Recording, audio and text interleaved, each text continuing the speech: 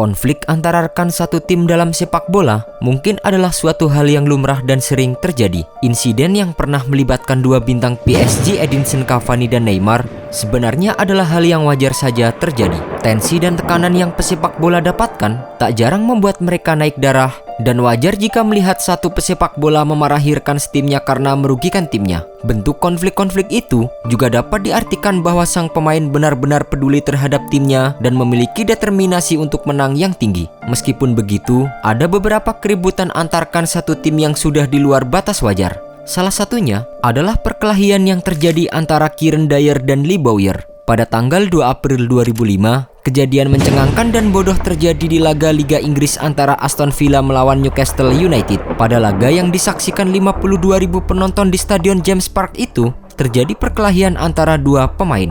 Bukan antar pemain kedua kesebelasan, yang terjadi justru pemain Newcastle berkelahi dengan rekan setimnya sendiri. Kedua pemain yang berkelahi itu adalah Kieran Dyer dan Lee Bowyer. Dua pemain berpaspor Inggris yang bekerja sama di lini tengah Newcastle United itu berkelahi pasca Aston Villa mencetak gol ketiga lewat eksekusi penalti Gareth Barry. Pada menit ke-73, bek Newcastle Stephen Taylor diusir dari lapangan karena melakukan handsball. Tak lama berselang, Bowyer meminta bola dioper kepada rekannya Dyer. Akan tetapi, Dyer enggan memberikan bola tersebut kepada Bowyer. Tak lama setelah itu, Bowyer kembali meminta bola kepada Dyer dan lagi-lagi Dyer mengopernya kepada pemain lain.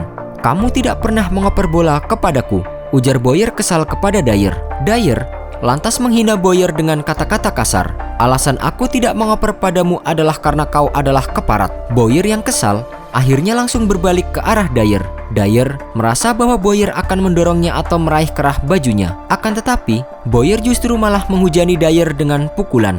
Baku hantam akhirnya tidak bisa terelakkan dan mereka dipisahkan oleh sejumlah pemain dari kedua kesebelasan. Wasit kemudian mengeluarkan kartu merah kepada mereka berdua dan mereka pun terpaksa harus keluar lapangan. Pertengkaran masih berlanjut di ruang ganti. Dyer menunggu Bowyer di lorong pemain untuk membalas pukulan-pukulan yang ia terima. Akan tetapi, Bowyer tak kunjung datang. Tak lama setelah peluit akhir dibunyikan, Bowyer bersama dengan bek tengah Jean-Alain Boumsong menghampiri Dyer di ruang ganti. Para pemain Newcastle yang lain juga mengerubungi mereka.